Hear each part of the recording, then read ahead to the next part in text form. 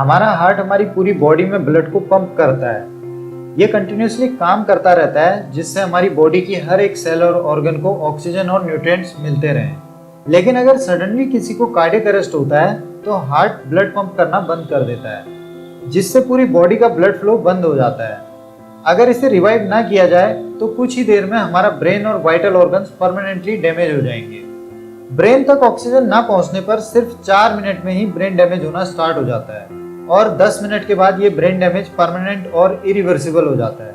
यानी 10 मिनट तक अगर ब्रेन तक ऑक्सीजन ना पहुंचे तो इस कंडीशन में हम इसे रिवर्स नहीं कर सकते।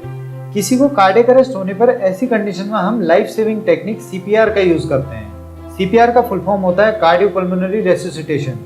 सीपीआर करने के लिए हमें पेशेंट के हार्ट को चेस्ट के सेंटर से पुश करना होता है। सीपीआर करने के पीछे मेनली 2 पर्पस होते हैं।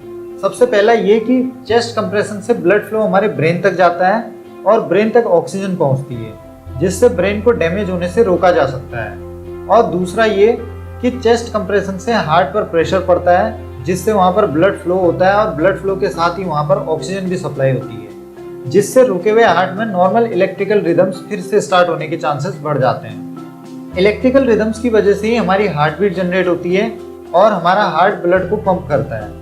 सीपीआर की प्रोसेस में जब हम चेस्ट कंप्रेशन करते हैं तब हम मेनली एक आर्टिफिशियल पंप क्रिएट कर देते हैं और हार्ट के फंक्शंस को मैन्युअली परफॉर्म करने लगते हैं। हर एक कंप्रेशन के साथ ब्लड हार्ट के सराउंडिंग मूव करने लगता है और ब्रेन तक पहुंचता है। अब क्योंकि ब्लड को ब्रेन तक पहुंचाना होता है तो इसमें हार्ट कंप्रेशन को तेजी से परफॉर्म करना होता है। चेस्ट कंप्रेशन में पुश करते हुए हमें लगभग 2 इंच तक चेस्ट को कंप्रेस करना होता है और फिर रिलीज करना होता है। कंप्रेशन में हार्ट पर प्रेशर पड़ता है और हार्ट स्क्वीज होता है, जिससे ब्लड हार्ट के बाहर पंप होता है और कंप्रेशन रिलीज करने पर ब्लड फिर से हार्ट में फिल हो जाता है। पुश करते हुए हमें लगभग 1 मिनट में 100 से 120 कंप्रेशन करने जरूरी होते हैं, जिससे ब्लड लगातार पंप होता रहे।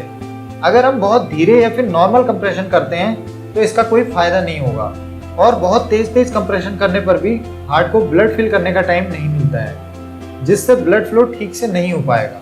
हमें हार्ट को तेजी से पुश करना होता है और जल्दी पुश करना होता है। सीपीआर में कभी कभी पेशेंट की रिब्स की बोन भी टूट सकती है, जो एक नॉर्मल बात है। रिब्स फ्रैक्चर होने पर इसे बाद में ठीक किया जा सकता है, लेकिन ब्रेन डेड होने पर इसे ठीक नहीं किया जा सकता। तो ऐसी कंडीशन में याद रखें कि आपको बिना होपलेस हुए तब तक सीपीआर करते रहना है जब तक कि कोई मेडिकल हेल्प ना मिल जाए।